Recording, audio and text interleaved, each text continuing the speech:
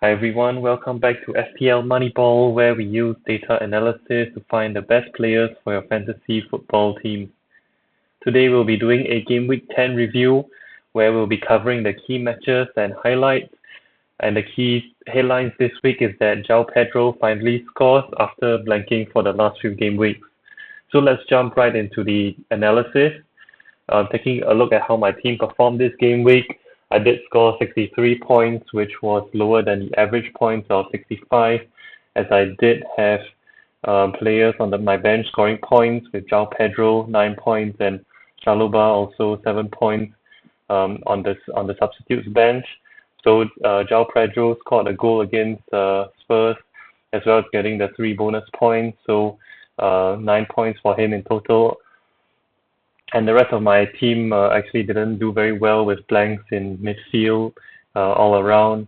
But the saviors for me were Mateta in the attack with 9 points, as well as my captain Haaland, who scored 13 points this game week.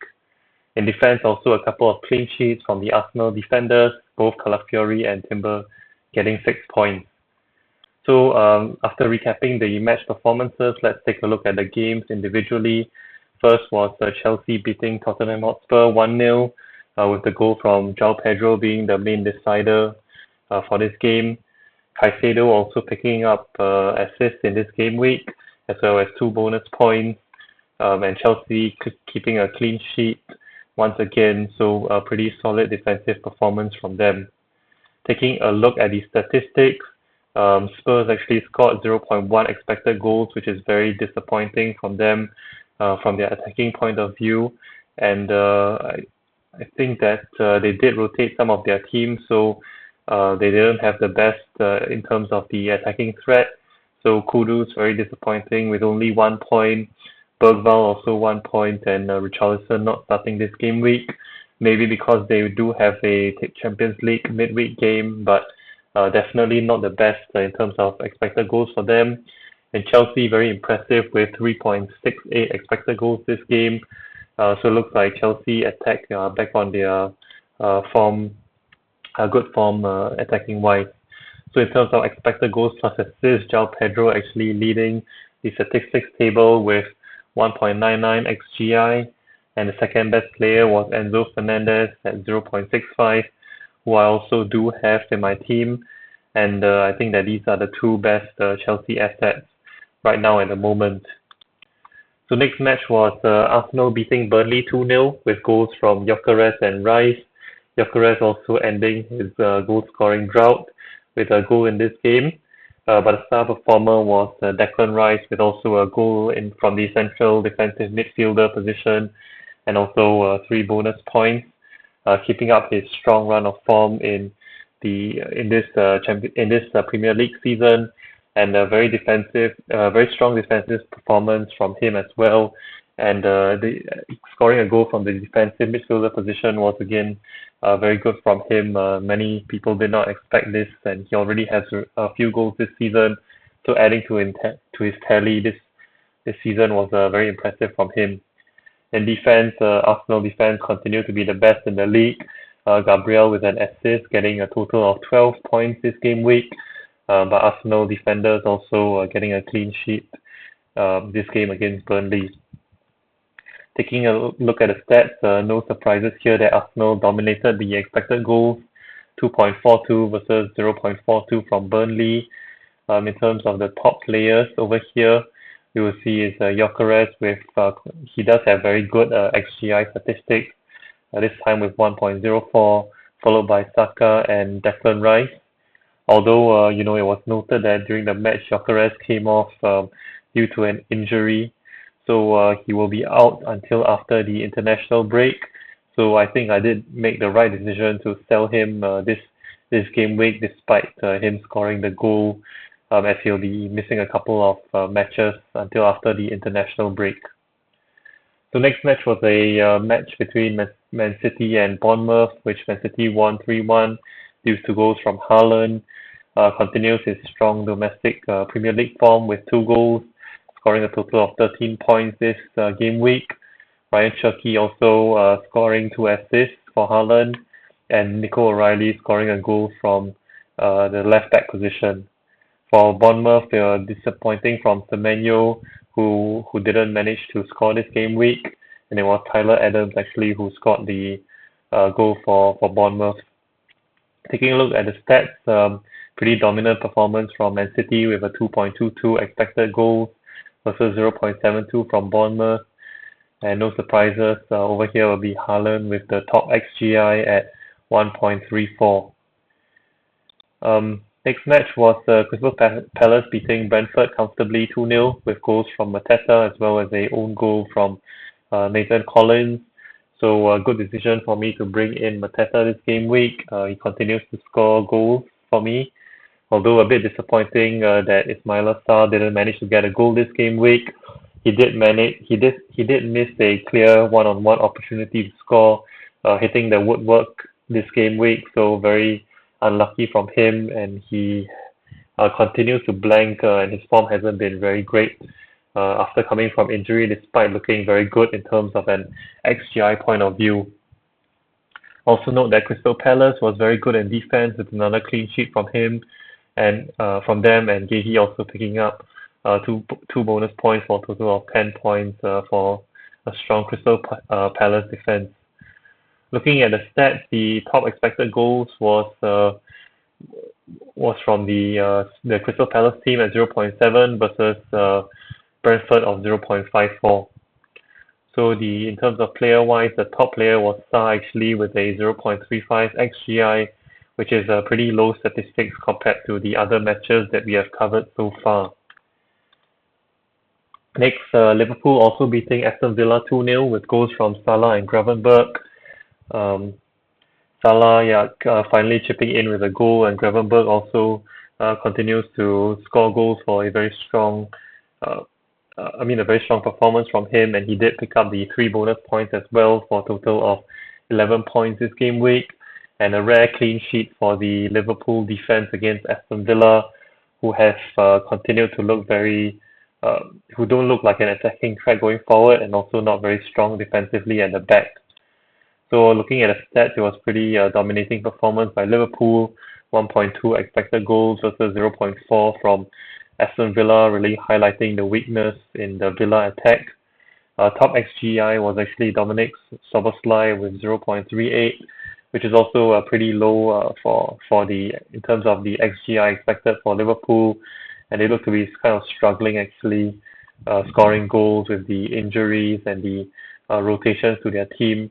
Ekatike only getting a 6.3 rating, with the injury to Isak and Wirtz also coming off the bench, failing to impress. So Liverpool do kind of look like they're struggling in the attack, and they were saved by the goals from Gravenberch and Salah this game week. So next was a thrilling match 2-2 with between Forest and United, with goals coming from Gibbs-White and Savona. And from Manchester United, it came from Casemiro and Ahmad's volley, able to save the point for Man United. A bit disappointing that Mbeumo didn't get involved in the goals this game week, and pretty disappointing that Man United didn't manage to the forwards didn't really threaten the Nottingham Forest defense, and they looked pretty slow in terms of creating attacking opportunities in this game week after 3 wins for Man United in a row previously. So looking at the expected goals, surprising lead by Forest, 1.93 versus 1.12 from United. The top players here would actually be Savona with 0.79, and from United it will be Mbeumo at 0.55, who unfortunately didn't manage to score any goals or assists this game week, and I did bring him in to my team, so I was disappointed by that. Next was a surprise victory also by West Ham United, beating a very strong Newcastle United defense, scoring 3 goals against them, with goals from Paqueta as well as Botman own goal and Souček in the 90th minute. And from Newcastle, it was from Jacob Murphy. Taking a look at the stats, pretty surprising that West Ham managed to get a 1.75 expected goals, despite their poor run of form in the Premier League this season, while Newcastle only managed 0.52, which is also very surprising given that they have been very solid at the back so far. Taking a look at the XGI, the top was Souček, followed by Bowen, and quite dominated by West Ham United players. The next match was Sunderland drawing 1-1 with Everton, a goal from Xhaka cancelling out Njai's goal in the 15th minute.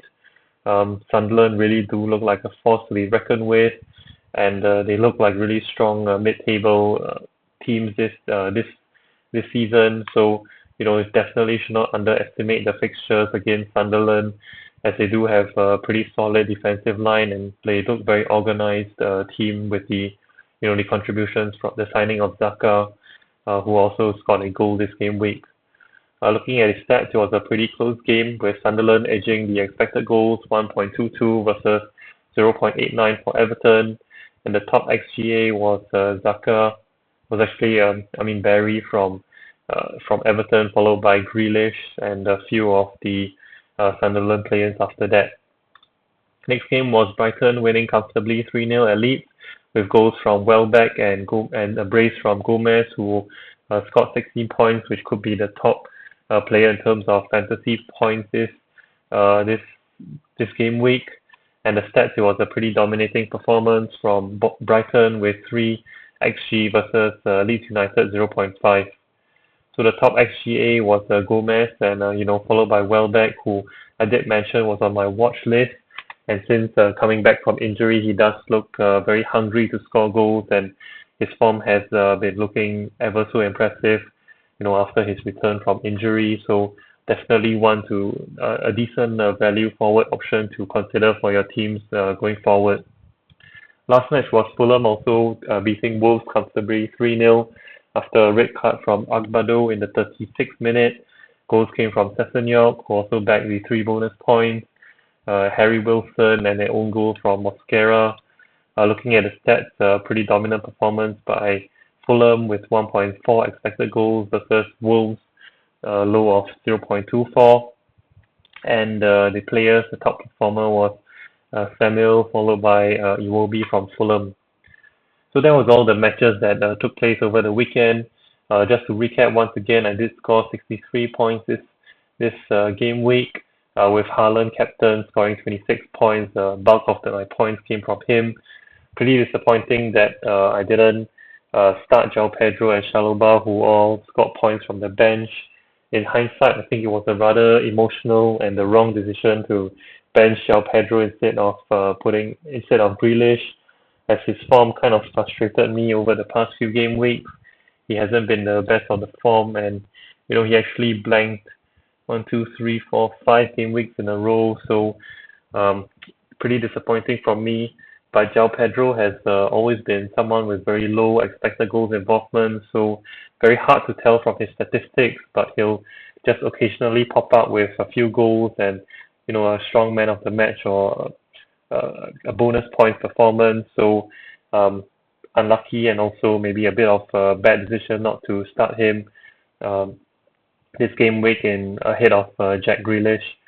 So unfortunately, my midfielders all blanked this game week, and I'll probably be rolling my transfer because the international break will be coming up soon. So I do want to save my transfers in case there are any injuries or form changes over the international break. So that's it for this week's Game Week 10 fantasy football review. Hope you found this video insightful, covering the key matches and covering some of the top player performances and who maybe to target over the next few game weeks. So please make sure to like and subscribe, and I'll see you later on this week for my Game Week 11 fantasy football team selection video. So see you next video.